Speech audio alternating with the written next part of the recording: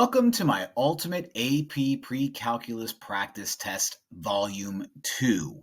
This version of the test is designed to look just like the AP Precalculus Practice Test 2 found on AP Classroom. Now, it's not the same.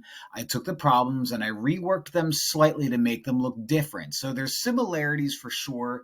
They're not exactly the same, but there's just enough difference that I can be like, oh yeah, no, it's not the same problem, but it's pretty close. So let's get started. Consider the functions g and h given by g of x equals 3 to the x and h of x equals 9 to the x plus 1. In the xy plane, what is the x-coordinate of the point of intersection of the graphs of g and h? Well, let's just set these guys equal to each other because that's what it's asking.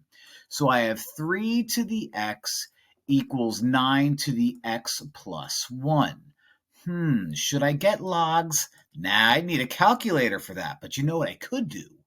I could change that 9 into 3 squared.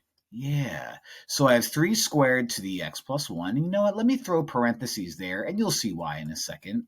That's going to equal 3 to the x. Now, there's a rule that says if you have a base to something equals the same base to something, set those somethings equal to each other. I'm not there yet.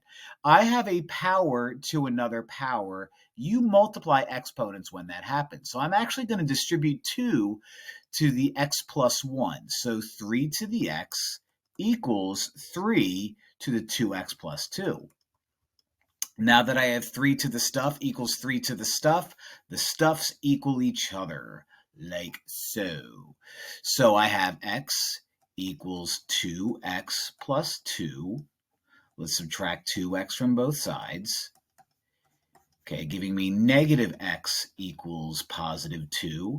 And if negative x is positive 2, then positive x is negative 2 because multiply by negative 1.